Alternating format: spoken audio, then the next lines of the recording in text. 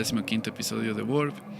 Hoy día tenemos un invitado súper especial, Andrés, de la Universidad Católica. Ha tenido una trayectoria, de cierta manera, estudiar cómo los glaciares se han derretido en Venezuela mismo. Hasta ahora nosotros mismos ver cómo aquí esta semana ya salió una noticia de que hemos perdido el primer glaciar en Ecuador. Entonces, bienvenido, Andrés. Bueno, muchísimas gracias, Javier, muchísimas gracias. Realmente es un placer estar aquí sentado contigo para poder conversar de una cantidad de temas que yo estoy seguro que van a ir saliendo a lo largo del desarrollo de esta conversación. Y bueno, ya que lo mencionabas, sí, efectivamente, uno de los temas en los que he trabajado en los últimos 15, 20 años ha sido el tema de la microbiología de los glaciares y cómo la desaparición de los glaciares a nivel mundial y particularmente los glaciares andinos nos pueden afectar. Entonces me imagino que es uno de los temas que vamos a desarrollar más adelante. Por supuesto. Pero bueno, no sé si prefieres que conversemos primero un poquito acerca de cómo fue que llegué hasta ese... Creo que es bastante importante porque, bueno, en uno de los papers que me compartiste esa semana era de Nature y eran de 35 grupos de investigaciones de alrededor de todo el mundo que estaban estudiando cómo se mide el decremento de un glaciar, ¿no? La desaparición, sí. La desaparición. Entonces, yo sé que has estado en Venezuela, yo sé que eres uruguayo, entonces, y ahora vives en Cuenca, entonces has tenido bastante trayectoria en Latinoamérica. Entonces, adelante, cuéntanos un poquito sobre los primeros pasos hacia la investigación como tal, ¿no? Bueno, de acuerdo, voy a tratar de resumirlo, ¿sí? En realidad, sí, como decías, nací en Uruguay. Hace ya unos cuantos años, pero a raíz de una serie de circunstancias familiares terminé viviendo muchos años en Venezuela, viví 35 años en Venezuela. Y en Venezuela no solamente estudié mi carrera, sino que además luego fui profesor durante 27 años en la Universidad de los Andes, una universidad muy importante venezolana que está localizada en la cordillera de los Andes venezolanos, ¿sí? Okay. En la rama, ¿sí? De una de las ramas de la cordillera de los Andes. Entonces, estando ahí en la Universidad de los Andes como profesor de la Facultad de Ciencias en el área de biología, mi primer interés era la parasitología. Yo era un apasionado de la parasitología. ¿Qué es la...? La parasitología es el estudio de las enfermedades que son causadas por parásitos, ¿sí? Okay. Entonces, en ese entonces me interesaba muchísimo trabajar en ese campo porque además son enfermedades que afectan notablemente a poblaciones olvidadas, poblaciones de muy bajos recursos. Es una enfermedad de países pobres, ¿sí? Las enfermedades parasitarias son enfermedades de países pobres que están prácticamente olvidadas. ¿Y por qué el interés Bueno, ¿por qué el interés? Porque casualmente nosotros tenemos una gran cantidad de comunidades indígenas, ¿sí? En el Amazonas venezolano, que es un territorio bastante extenso y bastante grande, y esas poblaciones están muy afectadas por ese tipo de enfermedades. Entonces, me interesaba muchísimo estudiar esas enfermedades, me interesaba muchísimo conocer esas poblaciones. Tuve la oportunidad de ir durante mucho tiempo, en muchas ocasiones, a convivir con ellos. A raíz de ese primer trabajo inicial, poco a poco me fui reorientando, ¿sí? Hacia el tema del estudio de otro tipo de microorganismos, ¿sí? U otro tipo de organismos, porque no necesariamente los parásitos son microorganismos.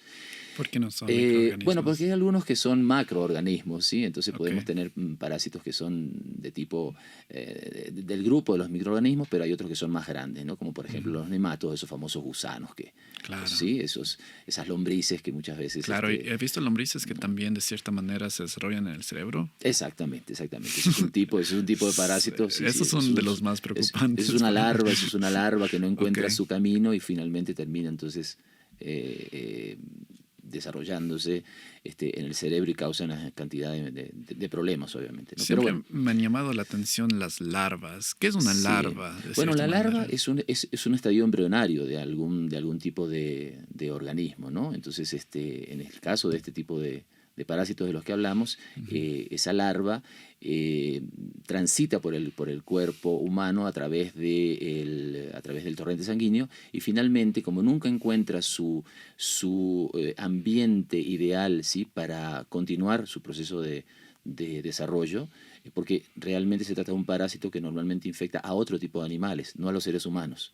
nosotros somos unos hospedadores accidentales de ese tipo de parásitos. Entonces, como nunca encuentra el órgano y ni las condiciones adecuadas para desarrollarse y crecer hasta ser un adulto, un gusano adulto, permanece en estadio embrionario y entonces, bueno, pues se encapsula en el cerebro.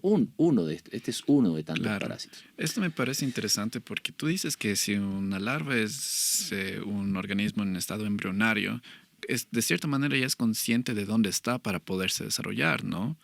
Bueno, O no entiendo. no, en este caso lo que sucede es que hay una respuesta a una serie de señales medioambientales, ¿sí? Que bueno, cuando recordemos que es un organismo, digamos, a nivel evolutivamente mucho menos desarrollado que seres como nosotros, ¿no? Como el Homo sapiens. Entonces no tiene conciencia realmente de dónde está, simplemente responde a señales medioambientales y eso es lo que determina que continúe su proceso de desarrollo o no. Entonces, bueno, pero como te decía, la idea era que del tema del estudio de los parásitos pasé al estudio de las bacterias.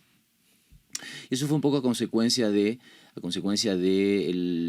bueno, los estudios que hice a nivel de doctorado que me reorientaron, ¿sí? Fue una decisión un poquito forzada por las circunstancias, que me reorientaron hacia el estudio de las bacterias y unas bacterias muy particulares, que son bacterias que colonizan ambientes que llamamos ambientes extremos, ¿sí? Ambientes o que tienen una enorme concentración de sales o que tienen una alta concentración de compuestos tóxicos, ambientes que pueden ser muy ácidos, ambientes que pueden ser muy alcalinos, ambientes que pueden tener altas o bajas temperaturas. Eso es lo que llamamos ambientes extremos. Como por ejemplo como oso los de glaciares, agua, como los osos de glaciares. agua que viven los tardígrados. Exacto, que viven en satélites, que viven en los glaciares, que viven en el corazón de volcanes, o sea, esos son ambientes esos son extremos, organismos extremófilos, pero en particular a mí me interesaron fueron las bacterias extremófilas. Las bacterias son un tipo de microorganismos muy especiales, muy particulares y forman parte de un grupo, un gran dominio de la vida. La vida todos los seres vivos se pueden distribuir en tres grandes dominios, tres grandes grupos, que son bacterias, arqueas y eucarias.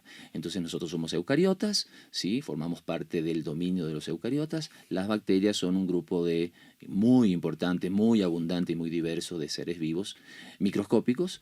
Y luego también las arqueas, que son un grupo que se descubrió de una manera bien particular en los años 80, que no se conocía de su existencia, que también son unicelulares, son microscópicos, pero que comparten algunas características tanto con las bacterias como con los eucariotas, ¿no? Entonces, ¿y cómo se diferencian? Bueno, originalmente su existencia, la existencia de este tercer grupo de seres vivos se debió al estudio mediante técnicas moleculares de algunos de los genes del genoma de estos microorganismos, ¿no? Pero para no desviarme demasiado del tema del que estábamos hablando, entonces te comentaba que el estudio de las bacterias de ambientes extremos, que se llaman extremófilas, amantes de los extremos, fue lo que a mí me apasionó desde mediados de la década de los 90, ¿sí? Del siglo pasado. Y desde entonces he estado trabajando en temas relacionados con este tipo de microorganismos, ¿no? Por ahí es que llego al tema de los glaciares, ¿sí? Porque inicialmente me interesaron bacterias que colonizan otro tipo de ambientes muy ácidos que son bastante comunes en ciertas minas, ¿sí? Y que, entre otras muchas cosas interesantes, se pueden utilizar para procesos de biominería, es decir, para explotar minerales gracias a la actividad biológica de estas bacterias, ¿no? Ese era un poquito el interés biotecnológico de por qué razón estudiar este tipo de bacterias. Pero hay una razón mucho más importante, que es ya en términos de conocerlas en profundidad y entender entonces los límites de la vida. Estos microorganismos extremófilos, como son capaces no solamente de sobrevivir, son capaces de multiplicarse activamente en ambientes extremos, su estudio nos puede dar las claves para entender cómo surgió la vida en nuestro planeta, nos permite entender cuáles son los límites de la vida en términos de condiciones ambientales, ¿sí? Y también, y es algo muy fascinante, que a lo que a mí me interesa muchísimo, nos podría permitir entender cómo podría ser la vida más allá del planeta Tierra. Claro. ¿sí? En otros planetas o en otros satélites. Y de hecho, tanto la NASA como la ESA, la Agencia Espacial Europea, estudian activamente los microorganismos extremófilos, particularmente las bacterias extremófilas, porque muy probablemente se parezcan a esos seres vivos que vamos a encontrar, y digo vamos a encontrar porque yo estoy absolutamente seguro que los vamos a encontrar, cuando enviemos naves a otros planetas O lunas de los planetas. o a satélites, como por ejemplo las lunas de Júpiter y Saturno, donde se piensa que pueden existir las condiciones adecuadas. Titán. Titán, Ganímedes, Europa, Calixto, Claro. son lunas que tienen una característica que es primordial para sospechar que en ellos puede existir la vida, y es el hecho de que hay agua en esos planetas, ¿sí? Agua no solamente en estado sólido, glaciares como los que hay aquí en el planeta Tierra, sino que también hay agua en estado líquido y en estado gaseoso inclusive, porque algunas de estas lunas tienen actividad geotérmica y entonces se sabe que debajo de sus glaciares de varios... Deben haber océanos. Exactamente, exactamente. Y la única condición, la condición exclusiva que conocemos nosotros para que exista vida tal cual nosotros la conocemos, es la existencia de agua, ¿sí? Entonces, por esa razón es que llego al tema de los glaciares. Qué interesante. Y bueno, toda mi vida me he preguntado qué es la vida. O sea, ¿dónde comienza la definición de algo que contiene vida y dónde termina? Y especialmente ahora que nos adentramos dentro de esa trayectoria con la inteligencia artificial, ¿en qué momento nosotros ya le vamos a atribuir vida a una máquina? Porque solo es cuestión de tiempo. Sí, bueno, eso es una pregunta, eso merecería otro podcast completamente diferente, porque Claro. el tema de definir la vida no es solamente un tema biológico, es un tema filosófico, ¿no? Claro. Y hay grandes pensadores, grandes físicos y filósofos y biólogos que se han dedicado a tratar de definir la vida, y hasta el momento no se ha llegado a ninguna definición que sea universalmente Por aceptada, supuesto. ¿sí? Lo que sí se ha llegado a definir, y esto también es por razones prácticas, la propia NASA lo ha solicitado, es a definir qué entendemos por un ser vivo. Entonces hay características que son exclusivas de los seres vivos. Tal vez sabes cuáles son. Bueno, por ejemplo, la capacidad de reproducirse es una característica de un ser vivo, la capacidad de evolucionar, ¿sí? De evolución darwiniana, ¿sí? Eso también es una característica de un ser vivo, la capacidad de metabolizar, de tener un metabolismo propio, es una característica de un ser vivo, pero sin embargo, para todas estas características que han sido claramente definidas, hay siempre excepciones, ¿sí? Por ejemplo, los virus informáticos se pueden reproducir. Claro. Entonces, justo a eso iba ¿sí? mi pregunta, era como que ¿a qué definimos reproducir? Claro, entonces los virus también son capaces, los virus tal cual los conocemos, no los informáticos, los virus, los microorganismos, Claro. son capaces de evolucionar. Entonces, cuando pensamos, ¿un virus es o no es un ser vivo? Pues resulta que cumple con muchas de estas características. Por otro lado, hay bacterias que no son capaces de vivir de manera independiente, no tienen un metabolismo propio. Entonces, esas bacterias que no tienen metabolismo propio no son seres vivos. Entonces, Claro. hay una cantidad de temas relacionados con esto bien interesantes, ¿no? Pero, sin embargo, ¿por qué la NASA y la ESA insisten en que definamos lo que es un ser vivo? Porque de esa definición operativa va a surgir entonces las ideas relacionadas con qué es lo que vamos a ir a buscar en esos planetas y en esos satélites. Si sabemos lo que vamos a buscar, lo podríamos encontrar. Si no sabemos qué estamos buscando, nunca lo vamos a encontrar. Es súper interesante lo que me dices, porque entre algunas investigaciones que he hecho justamente para este podcast, he visto que, bueno, debajo de la Antártida también hay océanos o lagos, no océanos, lagos, ¿no? Un cuerpo de agua. Un cuerpo de agua. Y pues Rusia ha taladrado a través de, creo que una Casi milla. 4 kilómetros Claro, de profundidad. 4 kilómetros de profundidad para justamente alcanzar esto y de cierta manera extraer esta agua y fuese como de verdad interactuar con un planeta alienígena, porque ha sido algo que ha estado aislado del mundo por cientos de miles de años, si es que no es más, ¿no? Así es. Esa historia es muy interesante porque efectivamente hasta los años 80 se pensaba, y regreso aquí al tema de los glaciares, ¿sí? Hasta los años 80 se pensaba que los glaciares eran ambientes absolutamente estériles, es decir, que no contenían en su interior microorganismos, ¿sí? Y ninguna forma de vida. Resulta que en los años 80 se descubre efectivamente en la Antártida un lago subglaciar, que es el lago más grande Subglaciar. que está en la Antártida, que se llama el lago Vostok. Es un lago que Vostok. está a 4 kilómetros por debajo de una estación rusa, que es la estación Vostok. Y ese lago se descubrió de manera absolutamente fortuita, ¿sí? Se descubrió porque a raíz de unos estudios que se estaban haciendo relacionados con determinar el espesor de los glaciares, de la capa de hielo de la Antártida, unos aviones que utilizaban radares, ¿sí?, para poder penetrar en esas masas de hielo, pues descubrieron, a partir de esos estudios que se hicieron con estos aviones, con radar, se descubrió que debajo de esa capa de hielo glaciar de 4 kilómetros había un cuerpo de agua líquida, Claro. y en un cuerpo enorme, que tiene 180 kilómetros de longitud y aproximadamente 80 kilómetros de ancho. Entonces, este es el lago más profundo y más grande subantártico que se ha descubierto, es el famoso lago Vostok. ¿Y por qué ha sido importante? Porque, entre otras cosas,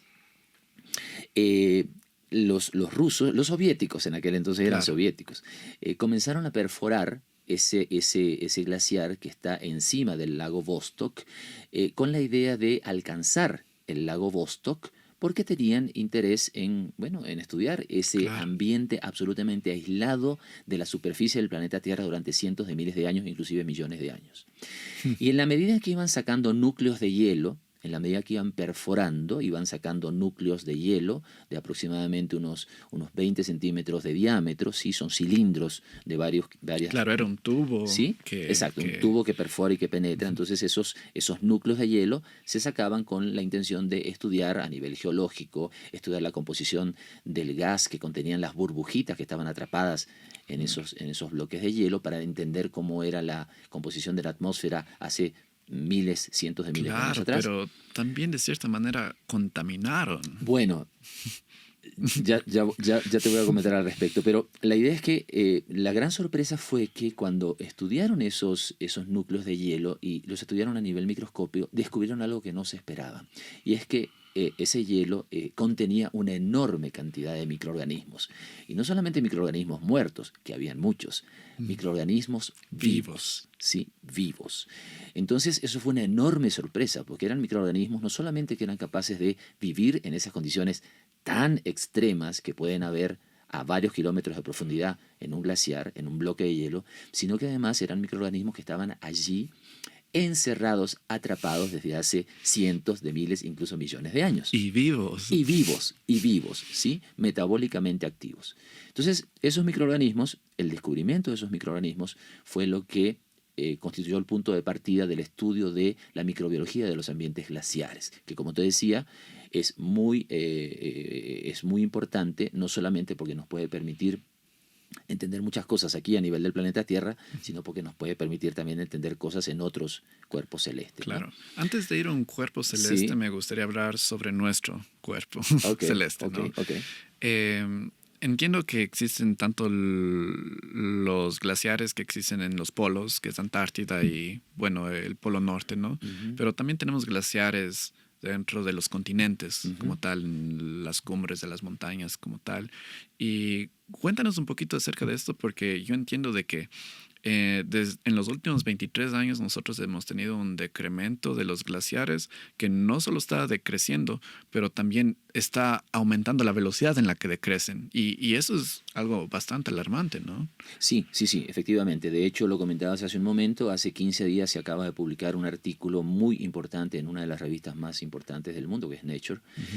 Un artículo que además fue firmado por un consorcio de investigadores del mundo entero, donde se estudió a lo largo de 23 años, desde el año 2000 hasta el año 2023, la evolución de los glaciares en todo el planeta. Las conclusiones de ese estudio son catastróficas, son alarmantes. ¿Sí? En primer lugar, la primera conclusión es que todos los glaciares a nivel mundial están desapareciendo, se están derritiendo, ¿sí? Se están desvaneciendo. La segunda conclusión importante es que desde el año 2000 al año 2023 se han perdido 6.500 gigatoneladas, Claro. ¿sí?, de hielo. ¿Qué es una gigatonelada? Una gigatonelada son 1.000 millones de toneladas, ¿sí? Es 10 a la 12 kilos.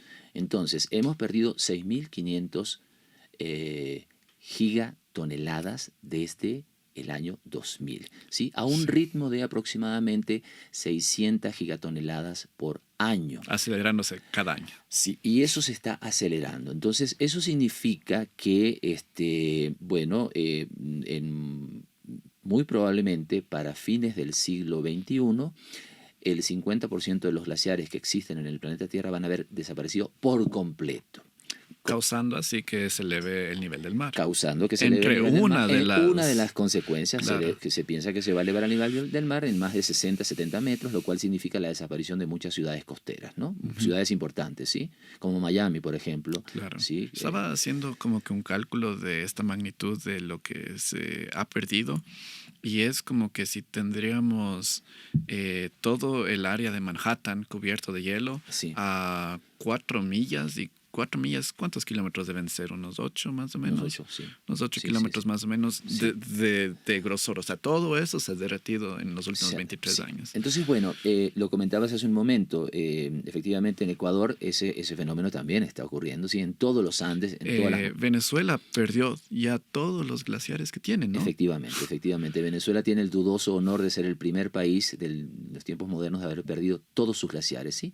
Y Venezuela, Ecuador, una vez más, repito, ya perdió su primer glaciar. bueno, sí, en Venezuela y en otro país europeo que en este momento se me escapa, fueron los dos primeros países, pero Venezuela fue el primero, que perdió todos sus glaciares. Cuando yo comencé a trabajar en los glaciares venezolanos hace 14 años, todavía quedaban unos pequeños restos de los últimos glaciares en los Andes venezolanos. Y tú fuiste ahí. Y yo fui Ok. y tuvimos la fortuna de poder no solamente llegar a estos glaciares y apreciar, ¿sí? Sino el hecho de, tuvimos la fortuna de tomar muestras, porque en ese entonces entendimos que si no lo hacíamos se iba a perder por completo lo que allí estaba almacenado, que es hacia el Información. tema que vamos más adelante a conversar, el tesoro microbiano almacenado en el interior de esos glaciares. Nosotros lo queríamos rescatar porque sabíamos que iba a desaparecer, es decir, no éramos en absoluto profetas, ¿sí? Simplemente habíamos leído la información disponible en la literatura científica. Se hicieron proyecciones de lo que iba a suceder. Claro, ¿no? y se pensaba que en 3 o 4 años esos glaciares iban a desaparecer, tardaron un poquito más, pero bueno, finalmente desaparecieron. Entonces, lo que nosotros nos planteamos en aquel entonces fue tratar de rescatar lo que fuera posible de rescatar, y lo único que estábamos en condiciones de rescatar desde el punto de vista microbiológico, y eso tiene que ver con mi formación obviamente, eran los microorganismos atrapados en el interior de esos glaciares. ¿Por qué los queríamos rescatar? Porque es que cuando se pierdan, se van a perder para siempre, ¿sí? Y esa es otra de las consecuencias, ¿sí? No solamente que el nivel del mar va a aumentar, sino que vamos a perder toda esa enorme riqueza microbiana que está almacenada, como te decía, en los glaciares. Se calcula, esto es un dato muy importante, se calcula que en todos los ambientes congelados que hay en el planeta Tierra, ¿sí? Lo que llamamos la criósfera, están almacenados entre 10 a la 25 y 10 a la 28 microbios, ¿sí? Es decir, un 1 con 28 ceros.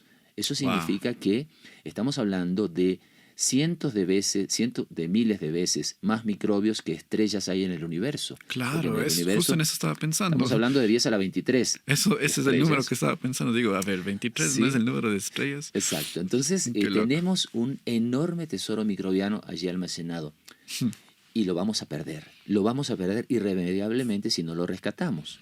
Y además eso puede tener otras consecuencias de las que vamos a hablar más adelante. Claro, o sea, tal vez perder... Hay patógenos. Exacto. También, hay patógenos. O sea, hay una cosa de perderlo, de que Sí, si es que sí. se derrite y, o sea, de cierta manera ya perdiste lo que está muerto, pero ¿qué pasa patógenos si... se van a liberar. Exacto. Sí, ¿Qué pasa con en Sí. cierta manera, Claro. los patógenos que Claro. de cierta manera fue responsable de la aniquilación de toda la especie, Bueno. de especies de dinosaurios, Bueno, ¿no? ya lo vamos a conversar. ellos también tenían enfermedades, por supuesto, ¿no? Por supuesto, y ya vamos a hablar de eso. Pero entonces, ese tesoro, ¿por qué digo un tesoro microbiano? Porque la mayoría de estos microorganismos, que son extremófilos, en este caso hablamos de psicrófilos, amantes del frío, ¿sí? Son microorganismos que son capaces de multiplicarse activamente a muy bajas temperaturas, lo cual los convierte en herramientas biotecnológicas de muchísimo valor. ¿sí? Biotecnología. Biotecnológicas, porque Wow. podemos emplearlos para diferentes procesos, para diferentes fines biotecnológicos. Y te voy a poner un ejemplo. Hoy en día utilizamos detergentes que tienen enzimas que son activas a bajas temperaturas. Cualquiera de nosotros que se encargue en sus hogares de las labores domésticas, como me pasa a mí en mi casa, ¿sí? Y en la mía. ¿Sí? Entonces, sabemos que podemos lavar con detergentes que funcionan a baja temperatura, porque en esos detergentes hay enzimas que son activas a bajas temperaturas, enzimas que degradan proteínas, que degradan lípidos. Entonces, esas enzimas provienen a su vez de microorganismos psicrófilos, ¿sí? Son enzimas que están adaptadas a funcionar a bajas temperaturas y obviamente esas enzimas las obtenemos a partir de este tipo de microorganismos. Por poner un solo ejemplo, ¿no? Entonces, tienen un enorme valor biotecnológico, esos microorganismos. Hemos ya hablado del valor que tienen desde el punto de vista de conocer las características, entender cómo fue posible la aparición de la vida en el planeta Tierra y conocer, proyectarnos hacia el posible descubrimiento de vida más allá de este planeta. Claro. Pero en tercer lugar, entonces, estamos hablando de microorganismos que la enorme mayoría que desconocemos y cuyo estudio pudiese dar pie a una enorme cantidad de sorpresas. Sorpresas agradables, pero también sorpresas desagradables. Sorpresas agradables con consecuencias, diría. Porque yo creo que es bastante interesante nosotros saber qué patógenos existían hace 2 millones de años. Por supuesto. Pero ¿a causa de qué? A causa de que ahora se liberan y tal vez los cuerpos o la vida actualmente no está preparada para manejarlo, ¿no? Bueno, te voy a poner dos ejemplos totalmente opuestos, ¿sí? El primero de ellos es un ejemplo que habla a favor de esos patógenos que están almacenados en ambientes glaciares. Hace algunos años se desarrolló una vacuna para combatir una epidemia de influenza, ¿sí? Causada por un virus extremadamente agresivo, contra el cual no habían vacunas, ¿sí? Y esa epidemia de influenza se podía convertir en una pandemia y fue posible controlarla gracias a que se pudo desenterrar del permafrost de una región de Alaska unas muestras que contenían virus de la influencia que habían sido los responsables de la famosa pandemia del siglo pasado, la famosa gripe española, que mató aproximadamente a 50 millones de personas. Se sabe o se estima que la gripe española mató más personas que la Primera Guerra Mundial. Wow. ¿Sí? Entonces, ¿por qué razón esa gripe fue tan virulenta? Bueno, porque el virus que la causaba, ¿sí? Tenía unas características muy peculiares, ¿sí? Pudimos estudiar a ese virus gracias al hecho de que el virus está almacenado naturalmente y preservado naturalmente en el permafrost de Alaska. Y fue gracias al estudio de esos virus que fue posible desarrollar vacunas que pudieran controlar la epidemia de gripe que se desató alrededor del año 2008-2010, ¿sí? Y que causó muchísima preocupación. Entonces ahí estamos hablando en favor de esos patógenos que están almacenados en ambientes congelados, porque su estudio nos puede permitir desarrollar armas para protegernos de enfermedades terriblemente infecciosas. Claro, pero como hay armas que usamos para protegernos, también hay armas que usamos contra los demás, ¿no? Exactamente. Entonces ahora te voy a hablar en contra de esos patógenos que están enterrados en los glaciares y conservados en esas prisiones de hielo, ¿sí? Pero activos. ¿Sí? Hace 10 años, en una región de la Siberia rusa, ocurrió una epidemia terrible en una población de renos, ¿sí? Eso es una región donde los renos son la principal fuente de trabajo y de vida, ¿sí? Para los pobladores de esa región, que son criadores de renos. Hubo una epidemia. ¿Para qué usan los renos? Bueno, los renos los utilizan para, bueno, entre otras cosas, para como fuerza de trabajo, ¿sí? Porque en lugar de utilizar bueyes, utilizan renos para transportarse, en lugar de caballos utilizan renos, pero además los utilizan como fuente de proteína, como carne. Claro, ¿sí? eso me imagino. Entonces, crían renos, ¿sí? Los pobladores de esa región de Siberia crían renos para eso. Y entonces resulta que hubo una epidemia que diezmó a, no sé, aproximadamente 2.500 renos. Y esa epidemia se debió a una bacteria muy, pero muy patógena, que es un bacilo que se llama Bacillus anthracis, el causante del anthrax, que es una de las enfermedades más infecciosas y más virulentas que conocemos. ¿De dónde se originó entonces? ¿De dónde surgió esa bacteria que causó esa epidemia? Bueno, resulta ser que esa bacteria había sido la responsable de una enorme mortalidad de renos hace más de un siglo y medio. ¿Sí? En la misma región de Siberia, una epidemia de anthrax en el año de 1858 había matado a miles, decenas de miles de renos. Esos renos fueron sepultados bajo el hielo, bajo la nieve, luego bajo el hielo, y permanecían entonces enterrados en el permafrost. Pero a causa del descongelamiento del permafrost, esos cadáveres, bueno, esos restos de esos renos, volvieron a salir a la superficie. Con los patógenos aún vivos. Exactamente. Los renos modernos entraron en contacto con esos renos, con esos restos de renos, porque estaban pastando en las cercanías, se infectaron con esas mismas bacterias. Y el ciclo se repite. Y el ciclo se repitió 150 años después. Lo terrible de todo esto es que también, como es una enfermedad que afecta a los seres humanos, centenares de personas se enfermaron y por lo menos un niño de 12 años murió a consecuencia de esa epidemia de anthrax. Por lo tanto, tenemos el primer ejemplo de una enfermedad que surge del pasado. O quizás no el primer ejemplo, pero un ejemplo muy claro de una enfermedad. El primer ejemplo de este podcast. Bueno, el primer ejemplo de una enfermedad cuyo agente etiológico, cuyo agente infeccioso ha permanecido enterrado en el hielo durante cientos, miles de años y vuelve a resurgir. No es la primera vez que algo así aparece. Yo me acuerdo que cuando era niño, obviamente vi la era de hielo y decía, ¿cómo será un mamut, no? Y comencé a investigar un poco y resulta que encontraron un mamut congelado. No sé si sabes de esto. Sí, claro. Encontraron un mamut en algún glaciar que ha estado congelado y todavía se podía ver el mamut. O sea, estaba... O sea, no es... O sea, es común que existan animales que simplemente no se pudran. Así es. Y mantenga desde no solo su estructura externa, sino ahora sabemos que también interna. Claro, ¿no? con la diferencia que esos animales están muertos, ¿sí? Pero los microbios que están asociados a esos animales están en su gran mayoría vivos, ¿sí? Claro, están ahí en un estado de vida que podríamos llamar latente, pero están vivos.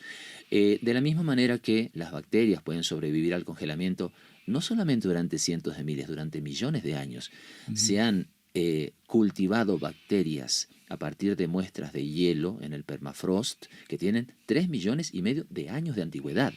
Y esas bacterias se han reactivado. Pero también se han reactivado, se habla de resurrección, se habla de resucitar. Lázaro. Muy a propósito, Lázaro. Muy a propósito lo están utilizando los científicos, este término, porque es un término que es muy impactante, ¿sí? Pero se emplea. Se han resucitado bacterias de 3,5 millones de años, se han resucitado levaduras, que son un tipo de hongos unicelulares, ¿sí? También de 50.000 años de antigüedad, se han resucitado rotíferos, ¿sí? Que estamos hablando ahora de organismos multicelulares. Las bacterias y las levaduras son unicelulares. Claro. Pero estamos hablando de rotíferos de 30.000 años de antigüedad, estamos hablando de nemátodos también de unos 15.000 años de antigüedad, y estamos hablando de musgos que también se han reactivado después de haber permanecido congelados durante miles de años. Entonces, el hecho de que podamos conservar seres vivos congelados durante grandes periodos de tiempo ya no es una sorpresa, es una realidad. La verdad se esperaría eso, ¿no? Ahora, mi pregunta viene, bueno, hablas sobre el origen de la vida, hablas de los musgos, los hongos y, bueno, todo lo que ha estado involucrado en, de cierta manera, poblar el planeta con vida. No sé si tú sabes un poquito sobre cómo los hongos de cierta manera fueron los responsables para que de cierta manera las plantas puedan poblar la tierra en el origen de la vida. He escuchado de que, bueno, obviamente nosotros comenzamos con especies unicelulares dentro del océano y estas especies unicelulares de cierta manera ya comienzan a ser multicelulares y competir en cuanto a comerse entre ellos y poco a poco van creciendo, porque para que no me comas a mí mejor me uno con más para ser más grande, ¿no? Y tú te unes con más para comer especies más grandes y poco a poco como que de lo que hacían fotosíntesis ahora ya de cierta manera parece especies carnívoras dentro del océano, pero para ese salto de la vida en el océano a la vida en la tierra, he estudiado de que tal vez los hongos fueron los responsables para que exista suficiente terreno, suficiente fertilidad en la tierra para que las plantas puedan comenzar a poblarlas. No sé si has escuchado un poquito de eso. A ver, sí, es que son muchos aspectos, no tendremos tiempo de hablar de todos ellos, pero quisiera rescatar de lo que me estás preguntando, porque ahí te puedo dar alguna respuesta que además puedo luego relacionar con lo que estábamos comentando. Te puedo hablar de los hongos que contribuyen a acelerar y impulsar el crecimiento de las plantas. ¿Sí? Hablamos de microorganismos promotores del crecimiento de las plantas. Las plantas, muchas plantas, establecen una asociación simbiótica con hongos que llamamos hongos micorrízicos, que forman, que se asocian con las plantas a través de sus raíces y que entonces permiten que una cantidad enorme de nutrientes puedan llegar hasta las raíces de las plantas y de esa manera entonces contribuir a su crecimiento y a su desarrollo. ¿Sí? Entonces hablamos de hongos promotores del desarrollo vegetal. Okay. Por supuesto que esos hongos son esenciales para que esas plantas puedan desarrollarse de manera conveniente, ¿no? Claro. También los hongos se benefician de la interacción con la planta, porque así como los hongos le suministran nutrientes a la planta y la protegen de algunos depredadores y de algunos parásitos y de algunos patógenos, la planta también le suministra a los hongos una cantidad de recursos de azúcares fundamentalmente que los hongos utilizan para su crecimiento. Ahora, de esta interacción, ¿sí?, mutuamente beneficiosa, surge un concepto muy interesante, que es el concepto de holobionte. ¿Sí? ¿Qué es un holobionte? Nosotros, tú y yo, somos holobiontes. Okay. Los holobiontes son superorganismos que están formados por la asociación mutuamente dependiente y benéfica de muchas especies. ¿Sí? Una especie macroscópica, nosotros, Homo sapiens, y miles de especies microscópicas que habitan en el interior y en la superficie de nuestro cuerpo. Estamos absolutamente poblados por microorganismos y tenemos más células microbianas en nuestro cuerpo que células humanas.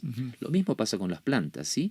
Las plantas son holobiontes también, que serían incapaces de sobrevivir. Una planta sería incapaz de sobrevivir en un ambiente natural si no estuviese asociada con esos microorganismos, con esos hongos de los que hablabas hace un momento. De la misma manera que nosotros tampoco podríamos sobrevivir si no estuviésemos asociados con estos microorganismos que forman parte de nuestro cuerpo y de los cuales tenemos una muy mala opinión, ¿sí? Siempre pensamos que los microorganismos son malos, que causan... Claro. Fíjate que tenemos un buen rato hablando de enfermedades, porque claro, nos causa muchísima preocupación. Claro, o sea, creo que desde la antigüedad nosotros tal vez no podíamos identificar de dónde nos enfermamos y atribuíamos que nuestras enfermedades es gracias a que tal vez me han embrujado, ¿no? Tal vez, y esas plagas de Dios, como lo llamaban antes. Y había como que, de cierta manera, estos agentes invisibles. Y cuando se descubren los gérmenes, al fin se dan claro, esos conocer humores. Ajá. Sí. Entonces ahora como que microorganismos, de cierta manera lo relacionamos con gérmenes. Claro. Y dices, bueno, los gérmenes, no, yo todo lo que hago es poner alcohol, matar 99.9 de los gérmenes y hasta ahí es mi conocimiento de un microorganismo, ¿no? Claro. Pero bueno, precisamente esa es la idea, esa es una idea que nosotros tenemos que comenzar a modificar. Gracias, ¿sí?, a estos espacios. Gracias a estos espacios. Qué importante. Qué bueno que podemos hacerlo, porque efectivamente, como te decía, de la misma manera que las plantas no pueden sobrevivir en ambientes naturales, si no están asociadas con microorganismos, nosotros tampoco seríamos capaces de hacerlo, ¿sí? Imaginemos el siguiente escenario. Tenemos un bebé, ¿sí?, que nace en condiciones absolutamente estériles, ¿sí?, en un laboratorio, ¿sí? Un bebé. Imaginemos un bebé humano. Imaginemos un bebé humano, okay, ¿sí? Si fuese posible. Okay. Y ¿sí? Entonces, si ese bebé está absolutamente libre de microorganismos, ¿sí?, en su cuerpo no hay ni un solo microorganismo, estaríamos hablando de un ser humano. El término es un término bien extraño, se llama gnotobiótico, con G al principio. ¿Es extremadamente frágil? Es extremadamente frágil. Si ese bebé, ¿sí?, que nosotros tenemos en ese ambiente absolutamente estéril, nosotros más adelante lo exponemos a las condiciones naturales, Se muere. se muere. Claro, Y me eso lo imaginaría, ¿no? sabemos porque lo hacemos no con bebés humanos, lo hacemos con bebés de ratones, Claro. ¿sí? Y de otro tipo de animales. Nosotros podemos criar animales Ujú. en laboratorios en condiciones absolutamente estériles. Lo hacemos. Se llaman animales, ratones gnotobióticos, conejos gnotobióticos. Cuando esos animalitos los exponemos a las condiciones naturales, se mueren. ¿Por Ujú. qué? Porque no pueden resistir las agresiones medioambientales, entre otras cosas porque no contienen en su organismo los microorganismos que los pueden ayudar a hacerle frente a esas Claro, agresiones desde edad ambientales. muy joven para Exactamente, ciertamente desarrollar exactamente. de cierta manera esos anticuerpos, ¿no? Por ejemplo, un bebé que nace por cesárea es un bebé muchísimo más frágil que un bebé que nace por la vía natural. ¿Por Mm, qué? Porque cuando el bebé nace por la vía natural, atraviesa lo que llamamos el canal vaginal y cuando a lo largo de ese proceso se va impregnando de todos los microbios que se encuentran de su en madre. ese, de su madre. Entonces, ese bebé, ese proceso de inoculación natural, que puede sonar un poquito extraño, ¿verdad? Pero ese proceso de inoculación natural hace que ese bebé luego sea protegido por esos microbios Claro. que adquiere a partir de su madre.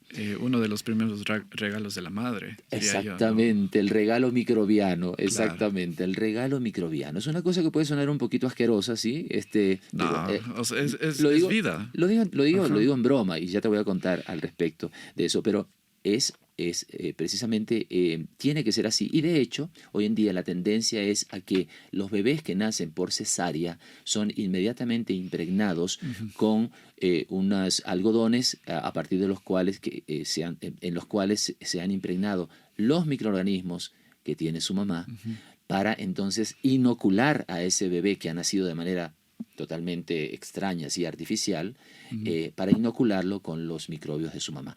Y de esa manera Ujú. entonces se sabe, esto ya está demostrado científicamente, que esos bebés que son inoculados natural o artificialmente con los microbios de su mamá, se enferman mucho menos que los bebés que nacen con cesárea. Claro, hay algo ¿Sí? súper interesante que me gustaría agregar a eso, y es de que he estudiado algunas maneras de cómo las mujeres han dado parto, y una de las que más me ha llamado la atención es las mujeres que dan parto en el agua, Ujú, en el agua. ujú. Y más interesante aún, las mujeres que dan parto en el agua con delfines. Ajá. Porque, bueno, por alguna razón está prohibido de que los humanos estén cerca de los delfines. No sé por qué. El cerebro de los delfines, de cierta manera, se parece bastante al cerebro humano y es hasta más grande. Entonces nosotros definimos como que el nivel de IQ sobre como que de cómo se interconectan el cerebro como tal. No sabemos cómo funciona el cerebro en el fondo, como te había Ujú, comentado antes, ujú, ¿no? Es como un tipo de materia oscura del ujú, cerebro. No, ujú, no nos ujú. permite, hay algo que no nos permite entender el cerebro. Es en toda su complejidad que es, ¿no? Una de las cosas más complejas y misteriosas del universo hasta ahora, de lo que conocemos hasta ahora, está detrás de nuestros ojos, ¿no? Es impactante. Y que un delfín, de cierta manera, ya tenga desarrollado un tipo de telequinesis entre ellos, tal vez puedan tener sus propios idiomas. Y se ha mostrado de que las mujeres embarazadas, cuando están cerca de delfines, los delfines se acercan y Ujú, son muy amigables, ¿no? ujú, No, ujú, no ujú. sé por qué nos prohibirían estar cerca de delfines si es que son amigables, Sí. pero está prohibido. Y mucho peor hacer esos sistemas de parto cerca de delfines, lo cual las mujeres que lo han hecho, porque en Hawái Ujú, ya ujú, estaban esos ujú, centros de ujú. parto acompañado con delfines, eso se prohibió, se cerró todo eso, y las mujeres que salían de ahí reportaban de que era sin dolor. Ajá. Pues no, no, no, no. Honestamente Completamente. me estás contando algo que no tengo ningún conocimiento, ¿no? Pero retomando un poquito el tema de que Claro, hablábamos, ¿no? Acerca de la importancia que tienen los microorganismos. por supuesto. Nosotros, los microbiólogos, yo me considero un microbiólogo ambiental, soy biólogo molecular, pero con una pasión por la microbiología ambiental, estamos tratando a nivel mundial de manera organizada, estamos tratando de cambiar un poquito esa forma que tenemos de ver a los microorganismos. Hace un momentito tú decías que lavabas las manos, te echabas alcohol, cosa que, por cierto, hicimos durante la pandemia, ¿no es cierto? Nos volvimos obsesivos con el tema de la limpieza y la desinfección. Sin embargo, como te estaba contando, también tenemos que entender que los microorganismos pueden ser nuestros aliados, y lo son, de hecho lo son, ¿sí? Ya te he dado 2 ejemplos de cómo es que entonces ayudan a las plantas a crecer y a desarrollarse mejor, y cómo también ayudan a los seres vivos, a los seres humanos también a defenderse e inclusive a crecer mejor. Si no tuviéramos los microorganismos en el intestino que tenemos, no seríamos capaces de digerir una cantidad de sustancias, ¿verdad?, que nosotros comemos. Y eso me permite entonces hablar un poquito acerca de esta exposición.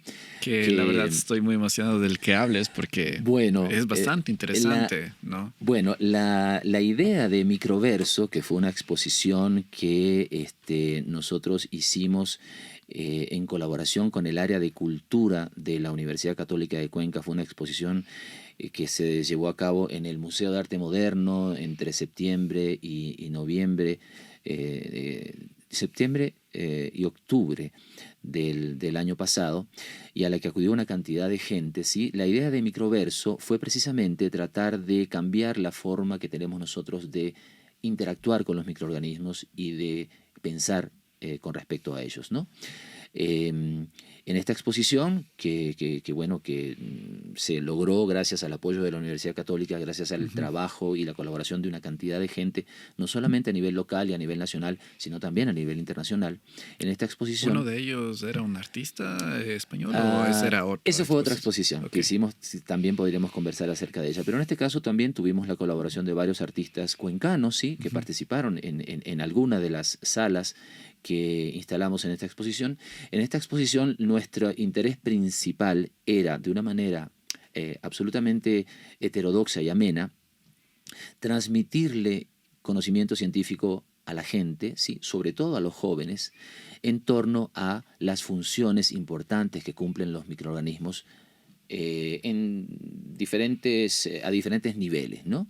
Entonces, la idea era, en lo posible, tratar de convencer a nuestros conciudadanos. Esto es una labor de divulgación científica. Por supuesto. Tratar de que entendieran que la importancia que tienen los microorganismos para, no solamente para nuestra vida, para nuestra salud, sino inclusive para el desarrollo de nuestros países e inclusive para el futuro del planeta, ¿sí? Entonces, esta exposición, como te digo, nosotros insistimos muchísimo en hacerle entender a la gente que tenemos que cambiar de óptica, de perspectiva con respecto a los microorganismos, a los microbios, ¿sí?, porque también podemos hablar de microbios sin ningún problema. Y bueno, entender que no solamente nos ayudan a combatir enfermedades, no solamente causan enfermedades, pero esos son una minoría, ¿sí?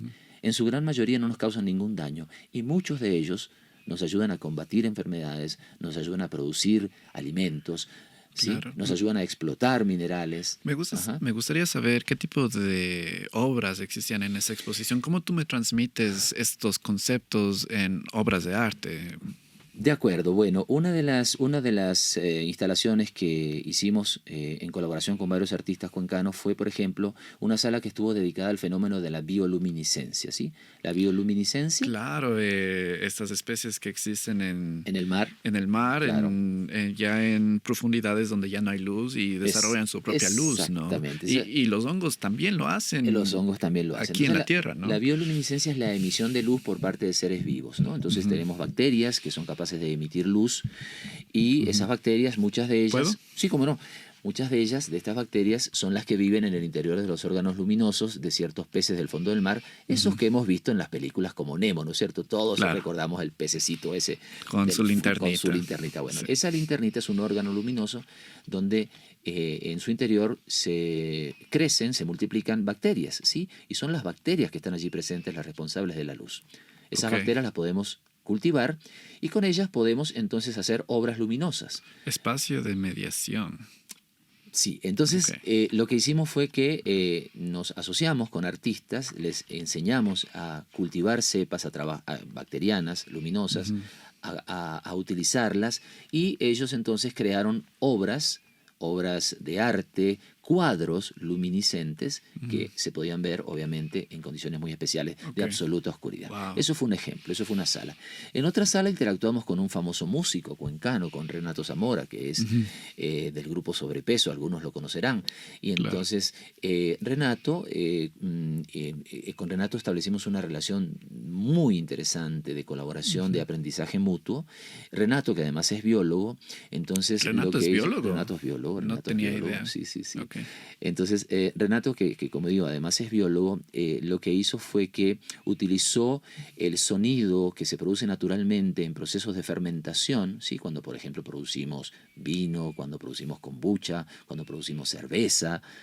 O sea, grabó los sonidos, ¿sí? Del burbujeo de diferentes tipos de fermentaciones, y a partir de los sonidos que él grabó, él compuso unas obras musicales realmente extraordinarias. Sí, esto es absolutamente único, inédito a nivel mundial, y yo espero que Renato en algún momento se entusiasme y publique lo que él hizo, porque realmente esto es muy, pero muy innovador. Sí, me llama la atención escuchar que... Bueno, y entonces Renato hizo, ¿no? creó composiciones musicales a partir de sonidos de fermentaciones naturales. Eso lo complementamos con unos videos extraordinarios que fueron producidos por nuestros compañeros de Cine ProU, que es la empresa productora de cine de la Universidad Católica de Cuenca. No sabía que tenía una división de cine. Así es. Y es una empresa que produce, productora de cine y video, ¿sí? Entonces es una unidad de producción. La unidad de producción de la Universidad Católica de Cuenca es una empresa de la Universidad Católica. De la Universidad Católica, sí. No sabía que la Universidad Católica tenía una empresa. Bueno, una unidad de producción. Aquí no me vayas a poner en aprietos porque ¿sí? No sé la diferencia entre una empresa y una unidad de producción, pero bueno, en todo caso tenemos unos profesionales realmente muy, pero muy destacados, talentosos, que hicieron entonces a esa música que compuso Renato, la complementaron con unos videos hermosos, ¿sí? De esos mismos procesos fermentativos, y eso a su vez se complementó con un aparato que estaba expuesto en la sala, que se llama un fermentófono. Un fermentófono es un aparato musical que produce música a partir de procesos de fermentación natural, ¿sí? Basado en una idea de un investigador de Harvard que se llama Joshua Rosenstock, que fue quien creó ese instrumento en otro formato, con otra forma de ver las cosas. Pero bueno, eso fue una segunda sala. Y así como te digo, teníamos muchas salas. Teníamos una sala dedicada a texturas microbianas para que la gente tocara materiales que son producidos por microorganismos. Teníamos una sala dedicada a aromas microbianos para que la gente sintiera esos volátiles, esos compuestos volátiles que son tan interesantes. Ojo, no siempre son olores atractivos. En algunos casos eran olores no necesariamente desagradables, pero en todo caso no comunes, extraños, ¿sí?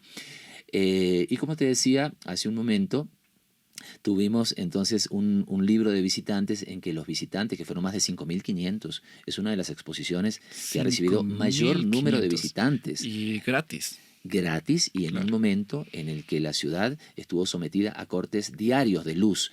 Si no hubiéramos tenido el problema de esos cortes, yo estoy seguro que hubiésemos tenido muchísimos más visitantes. Pero en todo caso, lo que te quería comentar, estos visitantes nos dejaban sus comentarios en el libro de visitas, ¿no? Y tuvimos comentarios muy, pero muy, muy interesantes, ¿sí? Y ¿cuáles son tus favoritos? Bueno, mi favorito es el de un niño de 7, 8 años que nos dejó un comentario que decía más o menos así, decía, me encantó la exposición, pero los olores me parecieron asquerosos, asquerosamente divertidos. Así nos dejó, ¿no? Entonces, ¿cuál era nuestro interés? Nosotros queríamos estimular los sentidos de nuestros visitantes, ¿sí? De todas las maneras posibles, ¿no? Sí, todos los sentidos. Tratamos de estimular los 5 sentidos. El único que no pudimos estimular fue el del gusto, porque no podíamos por razones sanitarias darle de comer a la gente o de beber lo que teníamos en la exposición. Pero en todo caso, el tacto, el olfato, la vista y el oído, nosotros lo estimulamos de diferentes maneras. Y de cierta manera, al estimular un sentido, se estimulan los otros por inconscientemente, supuesto, ¿no? Y lo que nosotros queríamos a través de ese estímulo multisensorial era despertar reacciones. Y al despertar reacciones y emociones y sensaciones fuertes, inmediatamente se despertaba la curiosidad, el interés. Que es completamente natural en el ser humano. Jamás hemos tenido tantas preguntas, jamás hemos logrado despertar tanta curiosidad en la gente como a través de esa exposición. Yo siempre comento a manera de un poquito medio en serio, medio en broma. Yo tengo más de 30 años como profesor universitario y jamás logré o jamás pude ser testigo de tal nivel de curiosidad, de tal nivel de interés en mis estudiantes como lo que yo percibí, con lo que yo recibí durante con lo esta que se exposición. produció. Sí, lo cual demuestra que cuando nosotros hacemos divulgación científica de manera creativa, de manera amena, de manera divertida, es un despertar espiritual. Exactamente, logramos nuestro cometido, ¿sí? Los científicos somos expertos en aburrir a la gente, expertos. Cada vez que damos una conferencia, aburrimos a nuestro auditorio, ¿sí? Porque nos solemos comunicarnos entre nosotros en un lenguaje que nadie entiende. Encriptado. ¿Sí? Encriptado, lenguaje críptico. Pero cuando lo hacemos de una manera totalmente diferente, y esto forma parte ahora entonces de mis principales intereses en este momento, cuando lo hacemos de una manera diferente, pues logramos no solamente comunicar conocimiento, que es fundamental para para contribuir con el desarrollo de una sociedad crítica, sino que además lo logramos hacer de manera que estimulamos entonces y despertamos el interés de nuestro público, ¿no? Y en eso estamos en este momento muy involucrados. Más adelante comentaremos al respecto. Claro, bueno, primero que nada, yo la verdaderamente siempre tengo fe en la humanidad cuando escucho este tipo de cosas porque nos da esa chispa de esperanza que no necesitamos, la verdad, nosotros, porque de cierta manera ya estamos de cierta manera sesgados con lo que nos engloba en nuestra realidad, ¿no? Pero sí de esperanza para las nuevas generaciones que vienen. Tal vez lo sabes, tal vez no, pero cada persona que se llegó a esa exposición se lleva algo que lo va a llevar el resto de su vida. Y yo siempre digo, y esto va para la misma audiencia de los podcasts, ¿no? Si es que nosotros a través de un podcast logramos despertar la curiosidad de una persona y esa persona es la que nosotros necesitamos que tenga la idea necesaria para hacer el cambio en el mundo, pues habría valido la pena, ¿no? Nosotros no estamos apuntando a una audiencia de 3.000 millones de personas que estén viendo nuestros podcasts, porque no es la misión de los podcasts. La misión de los podcasts es, de cierta manera, cambiarle ese chip que muchas personas están buscando desesperadamente cambiarla, ¿no? Claro. Y yo la verdad espero de que de esa exposición que hayan hecho en la Universidad Católica, un niño se lo lleve el resto de su vida y sea la persona que hoy en 20 años está estudiando esos patógenos que salen de los glaciares que tal no vez... necesariamente los patógenos, los otros también. Pero todos, los ¿no? benéficos. Los benéficos, claro, de todo, porque hay de todo en esta vida, claro, ¿no? Claro, sí, de hecho, bueno, sí, efectivamente, ahora que lo mencionas, tuvimos comentarios por ese estilo, ¿no? O sea, niños, jóvenes, inclusive adultos que nos decían que si hubieran tenido la ocasión de asistir a una exposición de este tipo en su juventud, pues hubieran optado por la ciencia como profesión. Y esa era otra de nuestros objetivos. Nosotros lo que intentamos hacer, ¿sí? En un momento de tanta desinformación, ¿sí? Estamos viviendo, ya lo sabemos, ¿sí? Ahogados por lo que se llama la infoxicación, ¿sí? Es decir, la información de contenidos tóxicos. Entonces, y la adicción.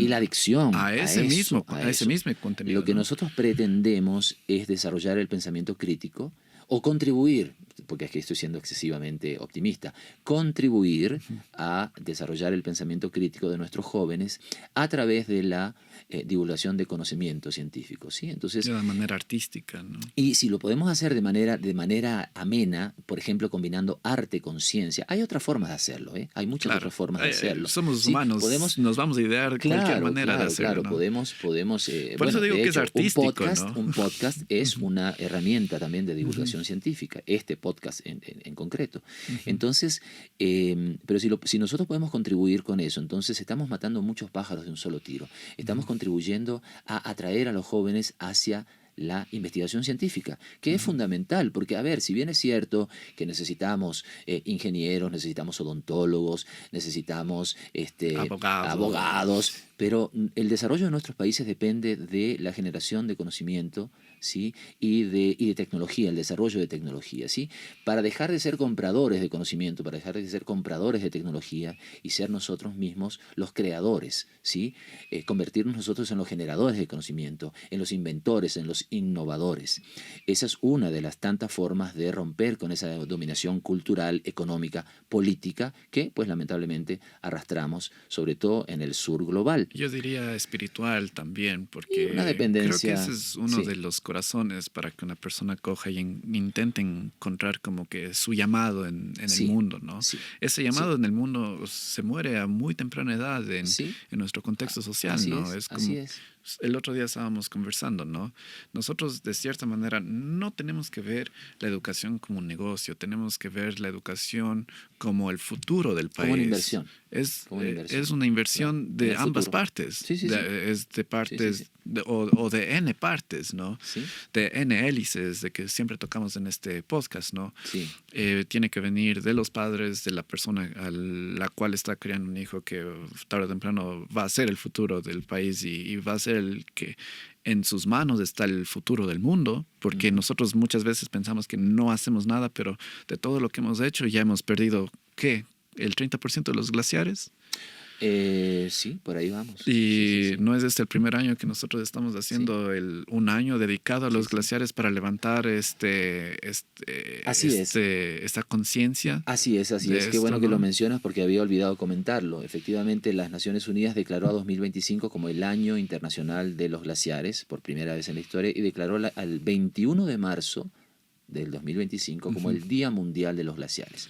Y yo claro. espero que, entre otras cosas, este podcast sirva también para llamar la atención acerca de, bueno, el enorme problema que significa la desaparición de los glaciares, no solamente por el tema de la elevación del nivel de los mares, no solamente El por el cambio del tema de la ciclo del pérdida. agua, el Sí, levantamiento de ríos, estamos la perdiendo inundación de las fuentes de agua, estamos perdiendo ciudades. fuentes de agua dulce, estamos perdiendo fuentes de turismo, sí, porque en muchos países los glaciares atraen al turismo. Estamos O sea, perdiendo, la verdad, la propia esperanza. Yo si en es cierto modo, que, yo si es que me voy al Chimborazo, al por ejemplo. Chimborazo y no veo hielo ahí, Claro, claro. yo no quisiera un día irme ahí con mis hijos y decir, antes ahí había hielo. O sea, Así qué es, así desastroso, es, ¿no? así es. Y eso es un cataclismo que simplemente estamos esperando a que llegue. No, muchas personas no hacen nada al respecto. Sí, Cogemos, sí. reciclamos día a día y con eso yo ya puedo dormir en paz en las noches con ese reciclaje. Y ni eso a veces, ¿no? Sí, sí. La mala noticia, Javier, la mala noticia es que en palabras del ex director de la Organización Meteorológica Mundial, prácticamente la batalla la tenemos perdida en torno a la desaparición de los glaciares. ¿Sí? Va a ser muy difícil que logremos evitarlo, no lo vamos a evitar, pero en todo caso, bueno, porque esto depende obviamente de una serie de factores, entre los cuales el calentamiento global, ¿sí? El cambio climático, La guerra. la combustión, la quema de combustibles fósiles, Estamos la guerra, a la ¿sí? abertura, si es que ya Sí, no sí, hemos sí. comenzado la Tercera Guerra Mundial. Bueno, ojalá que no, pero en todo caso son muchos los factores que inciden para que este fenómeno prácticamente sea indetenible, ¿sí? Lo que podemos hacer en todo caso es contribuir a Es de- hacerlo más lento, Exacto. ¿sí? Eso siempre y cuando efectivamente se tomen las medidas necesarias que hay que tomar, que lo veo muy difícil porque a nivel mundial, pues entendemos que Tenemos otras no es una prioridades. prioridad, exactamente, no es una prioridad. Sin embargo, como decíamos, es importante tener conciencia, tener conocimiento de esto y, bueno, prepararnos para lo que va a suceder, ¿sí? Porque, a ver, no solamente para prepararnos desde el punto de vista de prevenir posibles epidemias o posibles pandemias, recordemos que eso no necesariamente va a afectar solamente a los seres humanos, eso puede Todo. afectar a las poblaciones naturales de animales. A Hablaba de los nivel delfines, mundial. las ballenas, se van a liberar patógenos de todo tipo, se van a liberar patógenos de plantas, pero como decía, tenemos que estar preparados para eso. Si estamos preparados, y la pandemia de COVID nos lo ha enseñado, que en la medida en que dispongamos del conocimiento necesario vamos a podernos preparar. Pero ¿sí? el COVID también nos representa de que si mañana se lanza otro COVID, no estamos preparados para otro COVID. Bueno, sí, pues es No aprendemos de nuestros errores. es lamentable porque efectivamente hay muchas cosas que seguimos haciendo igual o peor que antes de la pandemia de COVID, ¿sí? Entonces, pero bueno, los científicos y los investigadores no vamos a morir con las botas puestas, No, claro. insistiendo en la necesidad de primero Claro. generar conocimiento, ¿sí? No vamos a lanzarnos del barco. Eso es de cajón. O Claro. sea, puedes sonar un poquito pesimista, pero No, pero a ver, seamos realistas, ¿sí? Ese es Porque otro. como decía, no nos caigamos a cuento, porque tampoco es la idea, ¿sí? Precisamente, si algo tiene la ciencia es que puede permitirnos ver, entender lo que está ocurriendo sin apasionamientos y de la manera más objetiva posible. Y es mágico hacer eso, ¿no? Yo creo que tú dices de que los niños algún día cogen y se convierten en científicos porque nosotros tenemos que crear conocimiento. En el podcast con el Eder Kerer hablamos de que el 2% de todo el conocimiento